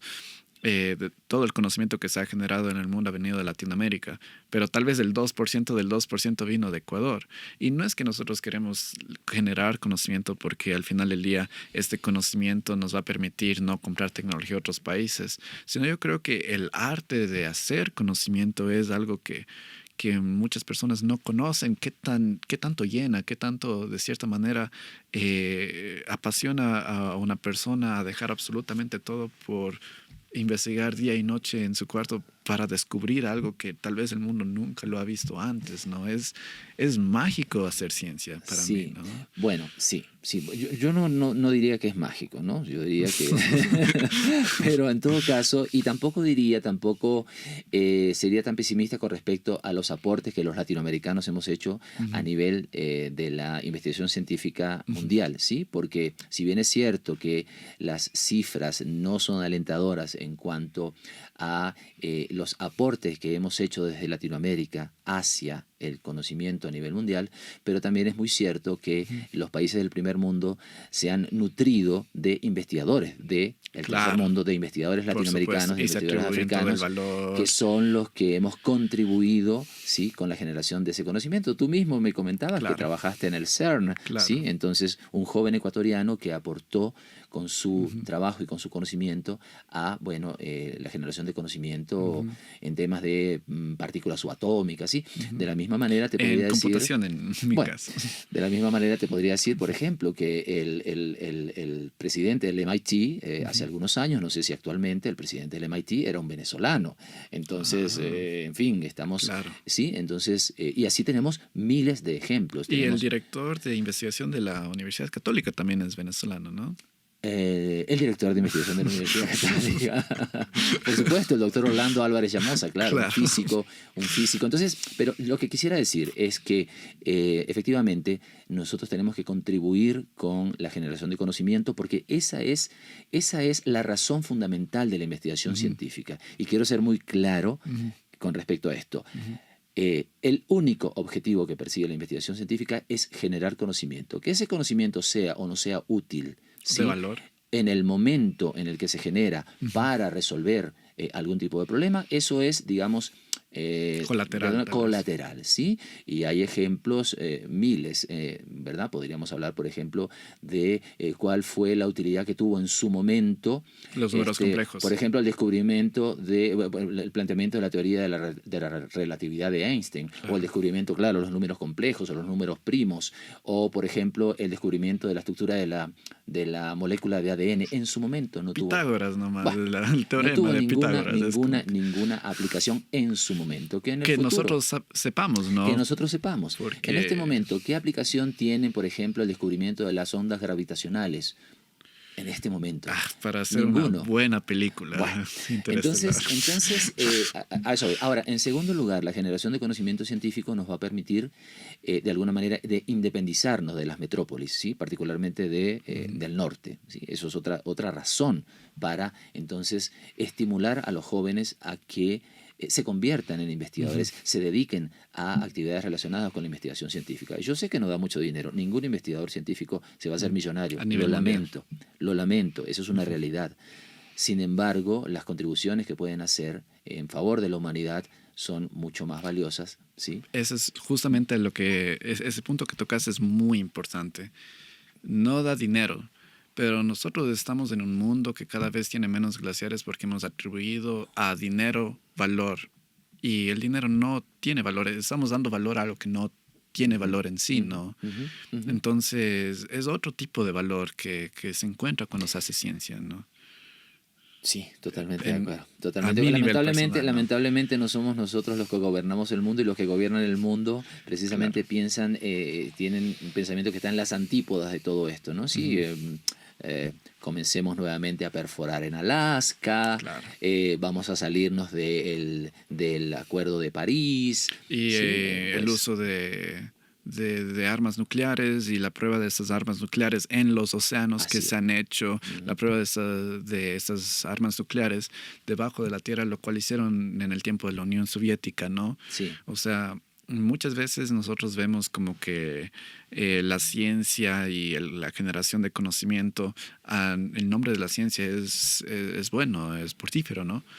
Pero también hay que entender que no hay personas solo de nuestras naturaleza, también hay personas que lo utilizan esto para el mal Sí, bueno. y eso es la guerra contra el mal, creo que es una de las guerras más grandes que tenemos, no solo entre países, ¿no? Es porque Estados Unidos está compuesta de varias personas, de Ucrania está compuesta de varias personas, Rusia está compuesta de varias personas y atribuimos que toda la maldad viene de un país porque una persona hace algo.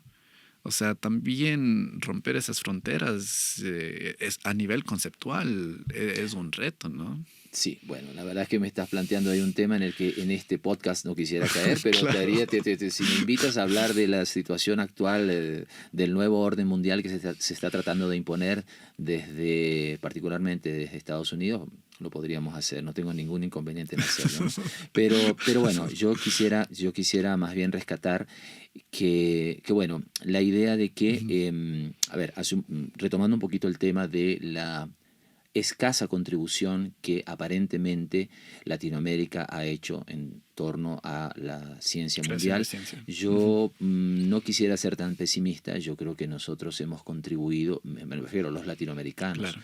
hemos contribuido de manera muy importante a la generación de conocimiento, Ujú. tenemos muchos ejemplos, Hay bastantes ecuatorianos que migran a Alemania porque su haber estado rodeado toda su vida de estos, de los Andes, de las montañas, Sí, de otro trópico en la costa del oriente que es sí, Amazonía, sí. llegan a Alemania y de cierta manera intuitivamente ya entienden un poquito más Sí, estos procesos. sí, sí, justamente Hay becas que... yo soy muy optimista. Ujú. Quizás algunos se sonríen cuando yo digo esto, que yo soy muy optimista en cuanto a que tengo muchísima confianza, muchísima esperanza en la juventud latinoamericana Ujú. y particularmente en la juventud ecuatoriana, porque los conozco, he trabajado con ellos. A mí hay algo que me resulta extremadamente chocante, y es cuando escucho a algunos de mis colegas ecuatorianos. Yo no lo soy, ya lo he dicho, nací en Ujú. Uruguay, pero me siento absolutamente, no solamente agradecido de la manera como Ecuador nos ha Ujú. recibido a mí y a mi familia, sino que la posibilidad de haber trabajado con jóvenes ecuatorianos talentosísimos y de ser profesor de otros cientos, miles de jóvenes ecuatorianos talentosísimos, me permite a mí eh, mm, me permite tener una perspectiva completamente distinta a la de otras muchas personas, ¿sí? Yo, por ejemplo, decía, me choca muchísimo cuando escucho a algún colega hablar en términos no necesariamente halagadores, Ujú. ¿sí? En torno a la juventud ecuatoriana particularmente. Me choca porque yo Hay bastante conozco. desprecio a veces. En todo Yo lo he caso, visto. subestimación, Yo lo he visto. subestimación. Y yo te puedo garantizar, además no tengo que hacerlo, porque además estoy enfrente de uno de esos jóvenes, que es el ejemplo claro de que tenemos una juventud en la que podemos confiar, una juventud que nos permite tener esperanza, tener Ujú. ilusión con respecto al futuro de nuestros países.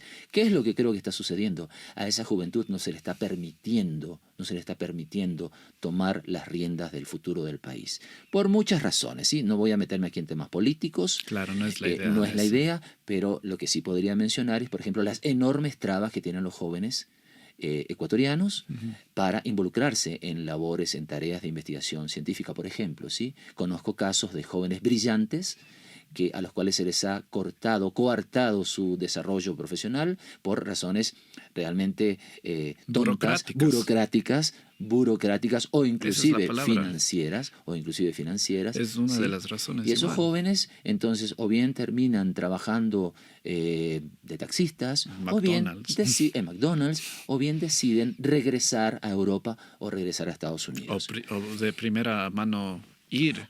Claro, porque hay la fuga de cerebros más grande es de la juventud. Claro, ¿no? y eso es lamentable porque estamos perdiendo el recurso más valioso que tienen nuestros países, que es el intelecto de nuestros jóvenes, que es la capacidad de trabajo de nuestros jóvenes. Que día a día se va pudriendo gracias a las redes sociales, gracias Sí, pero a ver, ahí es muy difícil ahí lo que los estados o los gobiernos pueden hacer al respecto. Claro. ¿sí? Pero hay cosas que podrían hacer, y entre las cosas que podrían hacer es retener a ese talento. Y no solamente estoy hablando de Ecuador, estoy hablando en general de todos los países latinoamericanos. Claro. ¿no? El desastre que está ocurriendo en este momento en Argentina, por ejemplo, con un gobierno que está eliminando todos los programas de ¿cómo se llama? De financiamiento de la ciencia. No tenía idea. Terrible. Es algo muy similar que pasó en Venezuela, ¿no? Bueno, sí, por supuesto. También lo conozco en carne propia, lo vivimos en carne propia. La manera como los diferentes gobiernos en los últimos 25 años destruyeron por completo la capacidad instalada en mi país, porque, bueno, aunque nací en Uruguay, yo me considero venezolano. La capacidad instalada para realizar investigación científica fue absolutamente desmantelada, destruida por los sucesivos gobiernos. Era uno de los lugares primordiales de ciencia en todo Latinoamérica. Mucho mejor que Ecuador en nuestro estado actual. Bueno, no lo diría de esa manera, yo más bien lo plantearía de la siguiente forma. En los años 80 y comienzo de los 90, Venezuela era una de las potencias científicas de la subregión. ¿sí? Teníamos obviamente países como Argentina, como Chile, como Brasil, y Venezuela siempre se encontró entre los primeros. Brasil es uno de los grandes, ellos tienen su propia arma nuclear, me parece. No, pero tienen una capacidad de desarrollo tecnológico y de investigación científica que es realmente envidiable, ¿no? También sufrió las consecuencias el sistema de investigación y desarrollo brasilero a los años del gobierno de Bolsonaro. Pero bueno, no quisiera insistir mucho en esto, ¿no? Lo que quisiera es más bien rescatar la idea de que tenemos un enorme semillero de talento en nuestros países y lo estamos desaprovechando. En todo el mundo.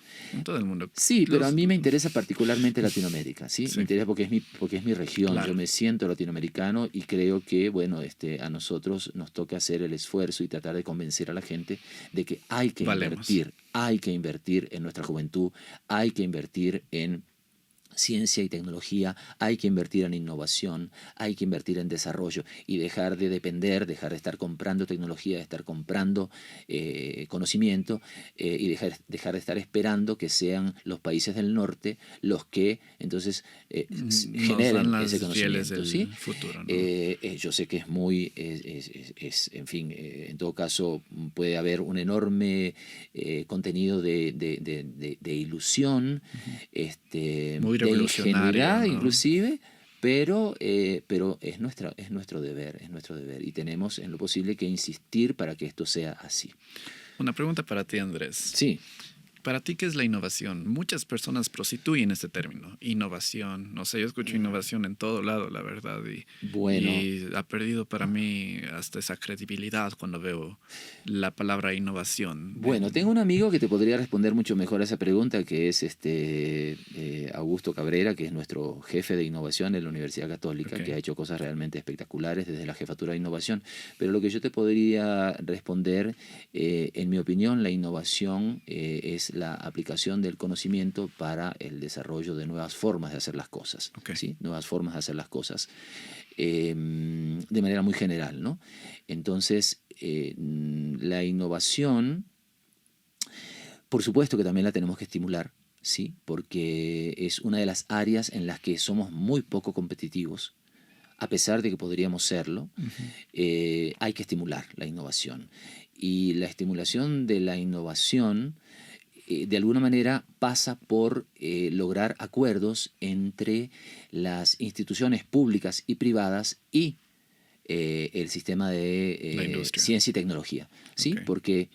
Porque muchas veces la innovación responde a necesidades que o bien provienen del Estado o del sector privado. Es un intelecto circular si se pone a pensar, ¿no? De alguna manera. Entonces, la innovación es crucial para nuestros países, porque, insisto, si no innovamos, estamos condenados a ser compradores de tecnología, ¿sí? De cajas negras, que ni siquiera sabemos cómo funcionan. Negras, como ¿sí? comprar un iPhone. Exacto, como comprar un iPhone. Entonces, nosotros tenemos que también poner el conocimiento científico al servicio de la innovación. Pero para esto es necesario cumplir con una serie de condiciones que en muchos casos se están tratando de cumplir. ¿Sí? Los parques tecnológicos, por ejemplo, que generalmente están asociados a universidades en el primer mundo, pero también en países en vías de desarrollo, los parques tecnológicos son una forma de hacerlo. Y también las asociaciones estratégicas entre las universidades, los centros de investigación y las empresas. Esa es otra manera también de potenciar y de estimular la innovación. Lo podemos hacer. En este país me he dado cuenta de que hay bastantes ganas para que esto suceda. En la Escuela Politécnica Nacional, cuando hicimos el lanzamiento de Word como tal, y desde los miembros de nuestra empresa, de nuestro grupo, hasta pronto miembros que se convertirían en parte de nuestra empresa o grupo o consorcio, ¿no? Fuimos testigos de que la CNCID llegó viceministros de telecomunicación, rectores, vicerrectores, directores de investigación, empresarios de la parte de tecnología, energías renovables, TICs, un montón, hasta petrolera, hasta una petrolera me parece que estuvo ahí. Todos, a pesar de que era muy vaga la idea de que vamos a trabajar todos juntos, así se vendió el evento, encuentros estratégicos, o sea, nos vamos a encontrar y no tengo idea en qué vamos a trabajar, pero vamos a trabajar juntos. Así se vendió el evento. Y se llenó el auditorio, se llena el auditorio de todas esas personas y, bueno, gracias al Daniel Lozano, que es uno de las personas que justamente es host en ese podcast, hicimos entrevistas a la mayoría de ellos, gente del CASES, del ACSEC también, Open Lab, una fundación de ciencia abierta. O sea, la verdad, todas las personas que en sí son como la espina dorsal del país estaban ahí juntos. Tal vez no con una finalidad clara de, por ejemplo, hoy día todos nos vamos a reunir para, por ejemplo, atacar la crisis de energías renovables muy definido, o sea, con un objetivo muy definido, sino muy en sí como que vengan y no se les pagó, se les invitó a algunos, pero para mí lo que eso demostró más que nada, obviamente salieron muchos proyectos de ahí, pero lo que me llenó más que nada fue que hay todavía bastante esperanza de las mismas personas que constituyen el país, ¿no? Sí, así es. Sí, yo pienso que ahí lo fundamental es un esfuerzo institucional, ¿sí? Una decisión de políticas, una decisión a nivel institucional para tener políticas de innovación. Y en ese sentido yo te podría contar de manera muy breve un ejemplo que conozco muy de cerca, ¿sí? Porque no quisiera hablar de ejemplos que no conozco. Pero nosotros tenemos en la Universidad Católica tenemos un centro de innovación, de investigación, innovación y transferencia de tecnología, el conocido CITT, que, bueno, digo conocido. Que ya me le has dado un tour, un lugar bastante hermoso. Claro, digo conocido, aunque realmente quizás soy demasiado optimista porque incluso en Cuenca hay mucha gente que no lo conoce, ¿sí? Y yo invito a los cuencanos a que se acerquen hasta Ricaurte a conocer el CITT. El CITT es una joya, es un centro de investigaciones que yo siempre lo he dicho, quisiera tener cualquier país del primer mundo, ¿sí? En ese centro de investigaciones tenemos alrededor de 21 laboratorios ¿sí? Alrededor de 21 laboratorios en diferentes áreas del conocimiento, laboratorios que son dirigidos por profesionales, investigadores con mucha experiencia y con mucha capacidad de sacrificio y de trabajo. Y me encantó que hay áreas desde saberes ancestrales hasta neurociencias. Neurociencia, que era uno de los que más me llamó la atención. Claro, laboratorios de ecología microbiana hasta laboratorios de economía circular. Entonces, no sabía que había de economía circular. Así es. Entonces, lo que te quería comentar, a nivel institucional están soplando nuevos vientos, y particularmente en el Vicerrectorado de Investigación, y estas nuevas iniciativas que se están llevando adelante van orientadas hacia la consolidación de las interacciones entre la investigación científica y la innovación tecnológica. Entonces hay una política en este momento que ha recibido muchísimo apoyo de parte de las autoridades de la Universidad Católica de Cuenca, por eso lo digo, ¿sí? En el sentido de establecer relaciones estratégicas, no solamente con otras universidades y con sectores públicos, sino sobre todo con el sector privado. Claro. Para entonces comenzar a utilizar la capacidad instalada en torno a la generación de conocimiento, claro, para el desarrollo de soluciones tecnológicas que pasen por la innovación. Claro, y además de eso, el CASES también he tenido el gusto de estar en reuniones donde CEDIA también ha sido uno de las fuentes donde todo, sí, de la creación de esos espacios para que todos se unan. Ha sido parte de esto, ¿no? Y gracias a ellos me han invitado y he sido parte y la verdad siempre una de las mentes más brillantes que he conocido siempre salen de CEDIA también. Yo, mi misma persona, hice pasantías en CEDIA y claro, es un lugar bastante especial, ¿no? Aquí se habló sobre la publicación de artículos científicos y cómo muchas veces esa publicación de artículos científicos es una presión del investigador para mantener un tipo de estatus y muchas veces las investigaciones son de cierta manera no exactas. Me mandaste justamente un artículo el otro día de eso. Sobre la falta de reproducibilidad. Falta de reproducibilidad, de los resultados que se publican. De la validación de algunos análisis que son forzados.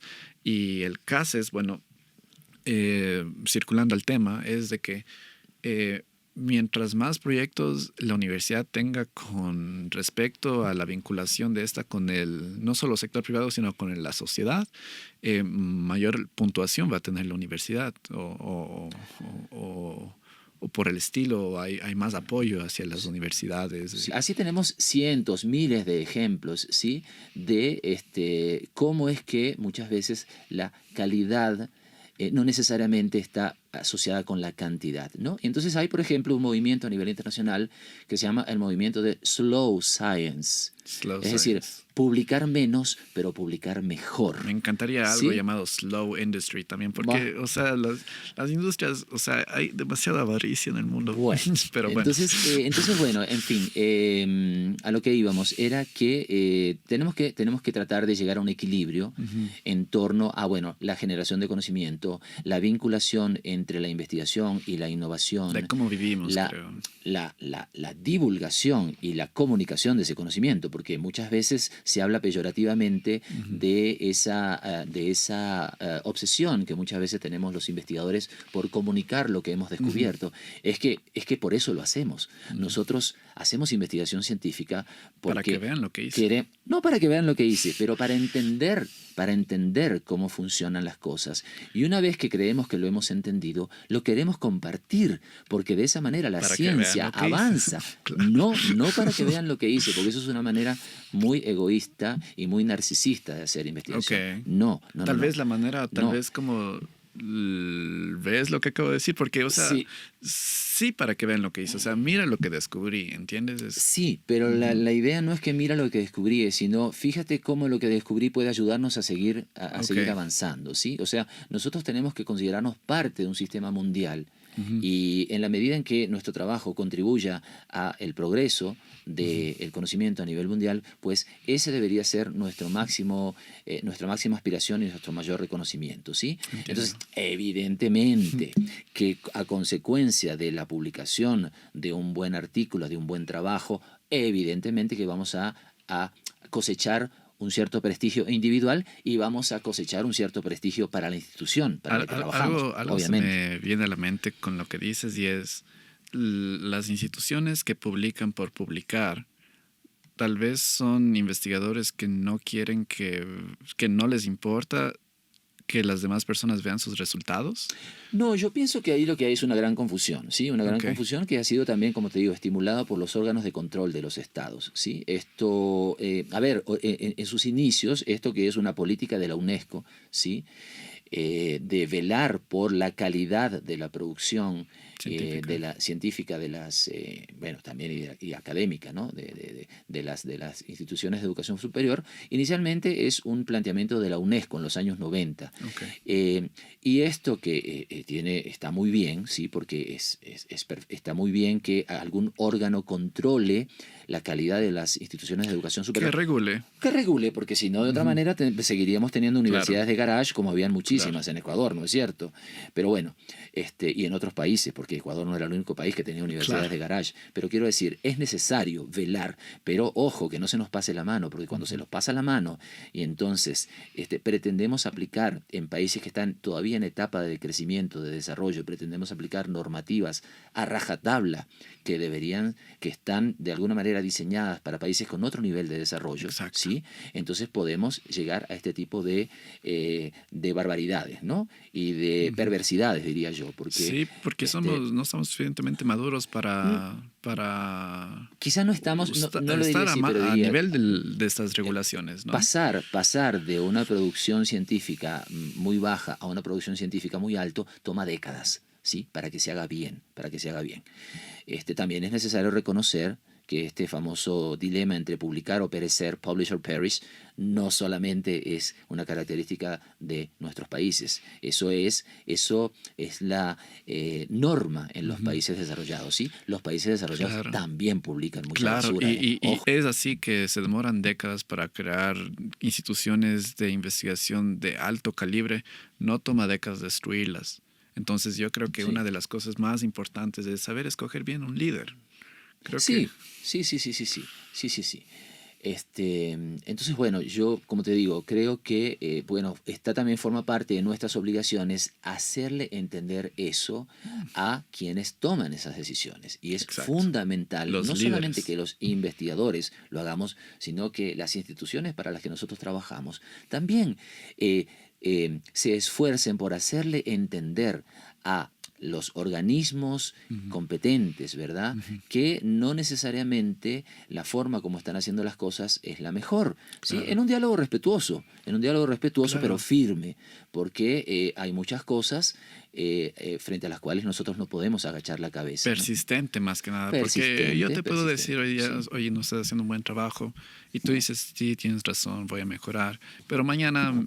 la verdad yo me ocupo con otro asunto y tú dices, bueno, me dijeron por ahí, pero ya me han dicho 1000 veces 1000 personas diferentes durante el transcurso de mi carrera, pero yo creo que es la persistencia en cualquier cosa que hagamos, ya sea una persistencia en cuanto a cómo investigamos, a cómo trabajamos, a la manera en cómo de cierta manera nos desenvolvemos en nuestras propias familias. Es esa persistencia que es importante, es un valor o un atributo importante del ser humano. De la misma manera que la resistencia es otro valor y la resiliencia es otro valor que también que tenemos que considerar, ¿sí? Porque, en fin, contra todo eso, pues tenemos, frente a una cantidad de problemas, tenemos nosotros también que ser capaces de actuar, ¿no?